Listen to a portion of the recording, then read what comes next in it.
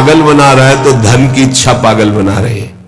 इसलिए अगले शब्द में कह रहे, धन दौलत कछु काम न आवे, कमल नयन गुण चित बिनु दीने, मन पछितई है भजन बिनु कीने। सबके दिमाग में एक रुपया ही छाया हुआ है। बड़ा विचित्र खेल है।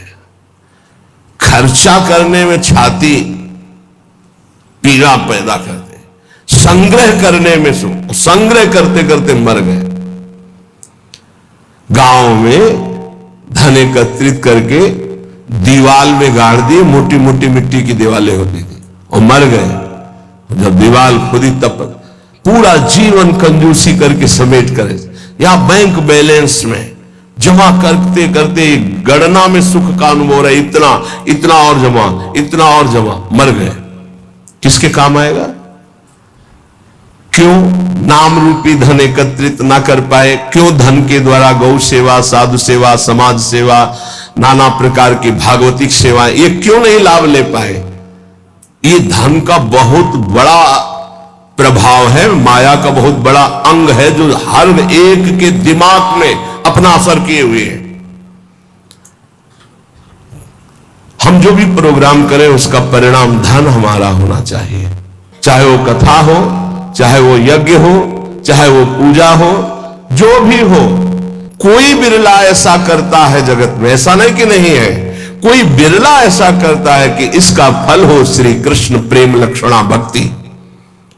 है, ऐसा नहीं कहते कि नहीं है, पर सबके दिमाग में एक यही है कि जो मैं कर रहा हूं उसका परिणाम अच्छी धनराशि मिलना। इसलिए यहां कह रहे कि पछताओगे बाद में। क्या पछताओगे? अरबों रुपया बैंक में जमा करके पधार गए, वो भारतीय बैंक का वही रखा हुआ है, आपकी केवल जीवन की श्वासें नष्ट हो गई। बस आसक्ति उसकी आपकी दुर्गति कराएगी। जीवन का समय आपको उसके संग्रह में गया, कुछ हाथ नहीं लगा। कितना भोगोगे? कितना भोगोगे? क्या खाओगे? कितना खाओगे? जब शरीर ही नहीं रहेगा तो ये सब खाना पीना किस कार्य में आया, यदि सच्चिदानंद से चित्त नहीं जोड़ा। इसलिए पछताओगे यदि धन की प्रधानता जीवन में रही। तो आप सच्ची मानिएगा, आप जितने लोग बैठे हो, विचार करके अभी देख लो, वृंदावन की भूमि में बैठे हो। हम नहीं कहते कि सबके दिमाग में होगा, लेकिन आप देख लो, प्रधानता हर क्रिया के परिणाम में धन प्राप्ति की लालसा।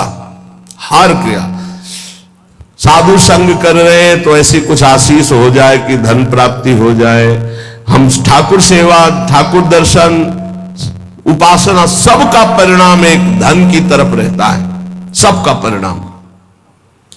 कोई बिरला ऐसा होता है जिसके दिमाग में धर्म होता है कि मैं जो भी करूंगा धर्म पालन के लिए करूंगा, मेरे जीवन का उद्देश्य है समस्त जगत को सुख प्राप्त हो, भगवान प्रसन्न हो जाए, बस। ये कोई बिरला करता होगा, बिरला। वो भक्ति का आडंबर करके, वो वैराग्य का नाटक करके, उपदेश का, व्यापार का, संसार का, चाहे वो परमार्थ हो या व्यवहार हो, दोनों में प्रधानता हमारी रहती है धन की। ये भगवान की प्राप्ति में बहुत बड़ी बाधक बनती है। कंचन देखत को यहां जगत संगाती, तात मात अपने सुख भीने, ललित किशोरी द्वंद मिटैना, आनंद कंद बिना हरि चीन्हे, मन पछितई है भजन बिन कीने। देखत ही यह जगत संगाती। सबसे ज्यादा संसार में संगाती माना जाता है विपरीत शरीर को। काम, दूसरा है काम, विपरीत शरीर का संगाती। इसके लिए प्राण देने के लिए तैयार है। और जबकि वासना की निर्वासनिक स्थिति भगवान से होगी, किसी शरीर भोग से नहीं होगी। उससे तो जैसे अग्नि में और घी डालते जाओ तो बढ़ती चली जाती है, ऐसे ही वासना की शांति भोग में नहीं, त्यागात शांति अनंतरम। लेकिन ना जानने के कारण पूरे के पूरे जीवन नष्ट हो जाते हैं केवल भोग चिंतन से। बहुत आश्चर्य की बात है, यदि इसे भजन के बल से, भगवत कृपा बल से, गुरु कृपा बल से इसे संभाला न गया तो मिले भले कुछ ना, पूरे जीवन इसी का संकल्प बनता रहता है, चिंतन होता रहता है। ये ठग है जो हमारे जीवन को नष्ट कर देते हैं। कामिनी के संग की लालसा भगवत प्राप्ति नहीं होने देती। जैसे पहला था धन की प्राप्ति की लालसा, ऐसे ही जितना भी धन कमा लो, जितना भी सब कर लो, अंदर एक लालसा बनी रहेगी भोग भोगने की। ये अगर भावना शरीर भोग की बनी रही तो ये भी भगवत प्राप्ति नहीं होने देती। कितना भोगोगे, कब तक भोगोगे? जब शरीर ही छूट जाएगा तो कौन तुम्हारा साथी होगा? बहुत विचित्र बात है, बहुत विचित्र बात है। देखत को यह जगत सगाती। इस संसार में केवल देखते देखते पूरा जीवन हो गया, कुछ नहीं देख पाए। 50 साल के हो गए, 40 साल के हो गए, भोगते भोगते जीवन व्यतीत हो, कुछ नहीं भोग पाए। क्या है? असंतुष्ट, वासना। इसी तरह से जितने संबंध हैं सब धोखे के संबंध हैं। उनमें यदि भगवत भाव करके नहीं जिए तो वो बंधन कारक है, धोखे में समय गया। पहला दिमाग में धन रहता है, दूसरा दिमाग में भोग रहता है, और जो इनको थोड़ा दबा पाया भजन से तो तीसरा दिमाग में रहता है कि हमारे यहां नाम हो जाए, लोग याद रखें। किसको लोग याद रखते हैं? भगवान को याद नहीं करते, तुम्हें याद करेंगे। भगवान को नहीं याद करते, जिनके याद करने से कल्याण हो जाता है, तो तुम्हारे को कौन याद करे? बोले यार कुछ तो ऐसा हम कर जाएंगे। कितने का कर जाओगे? क्या कर जाओगे? अरे जिन्होंने अनंत ब्रह्मांड बना दिए उनका नाम नहीं ले रहा तो तुम 1-2 महल बना दोगे, 1-2 पौशाला और अस्पताल खोल दोगे, तुम्हारा नाम चलेगा? श्री कृष्ण ने अनंत ब्रह्मांड बनाए, सब थोड़ी नाम जप कर रहे उनका। तुम्हारा कौन नाम जप करेगा कि भाई बहुत यश कीर्ति की आखिरी चाह। इसीलिए कह रहे हैं कि ललित किशोरी द्वंद्व मिटे ना, आनंद कंद बिना हरि चीने, मन पछितई है भजन बिन कीने। थोड़ा समय रह गया है। जितने सत्संग सुन रहे हो इतना समझ लीजिए, अब हमारे जीवन का थोड़ा समय रह गया है। अब तो जाग जाओ, इन 3 में सोना बंद कर दो।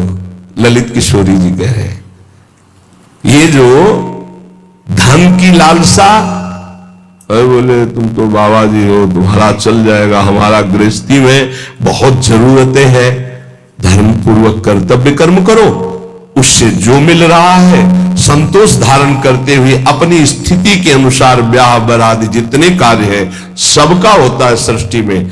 आज दुख पाया जा रहा है अपनी स्थिति से हटकर करने पर। आज दुख पाया जा रहा है केवल प्रशंसा के लिए करने पर। अगर आपकी स्थिति गरीबी की है तो आप किसी गरीब वर्ग को ढूंढिएगा, आपकी पुत्री सुखी रहेगी। ये भ्रम छोड़ दो कि थोड़ा हमसे बड़ा धनी हो, बहुत हानि हो जाएगी।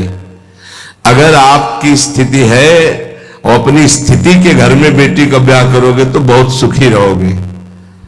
अगर अर्थ की प्रधानता रखकर बेटे का ब्याह करोगे तो दुखी रहोगे। देख लेना, परिणाम में देख लेना। इसीलिए धन के लिए तुम इतना व्याकुल मत हो, कर्तव्य कर्म करो, जैसी परिस्थिति उसके अनुसार चलो।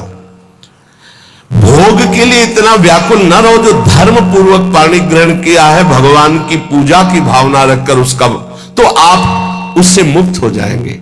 नाम चिंता मत करो, नाम जप करो तो तुम्हारी विमल कीर्ति यहां नहीं भगवान के दरबार में होगी। ये मम जन है, ये मेरा जन है। जैसे अम्बरीश जी की चर्चा भगवान के दरबार, भक्तों के यहां भगवान की जैसे चर्चा होती, ऐसे भगवान के दरबार में महाभागवतों की चर्चा। इतना नाम जप करो, इतना ठाकुर सेवा करो कि भगवान अपनी सभा में आपको याद कर ले। इससे बड़ी क्या बात होगी। त्रिभुवनपति की सभा में तुम्हारा यश गाया। अगर अभी नहीं जगे तो फिर अब जगने का समय नहीं है, जगाया जा रहा है। ये सत्संग है मोह निद्रा से जगाने का। यहां तुम जिससे और किसी से प्रीति करते हो वो तुम्हें सुला देगा, जगाएगा नहीं। मोह भरे वचन बोल करके, मोह भरे कपट भरे वचनों को सुनने में बहुत अच्छा लगता है, लेकिन जब अध्यात्म और सत्य के वचन तो ऐसे लगते हैं बहुत कड़वे। मुंह मीठा भीतर कपट, पर्दा रहे है बास। मुंह में मीठा बोल रहे, हृदय में कपट है, वहीं पर्दा लगाए भगवान बैठे वहीं देख रहे। जो सतमार्ग के पथिक है उनकी जबान में भले तुम्हें कड़वाहट लगे, लेकिन हृदय बहुत मीठा है और बेपर्द होकर भगवान वहां से बोल रहे। पकड़ पाओ तो पकड़ लो। गोला मारे ज्ञान का संत सिपाही कोय, उत्कट जिज्ञासु बने तो अजब उजाला होए। अजब उजाला होए अंधेरा सब ही नासे, अंतर्मुख हो लखे आत्मा अपनो भासे।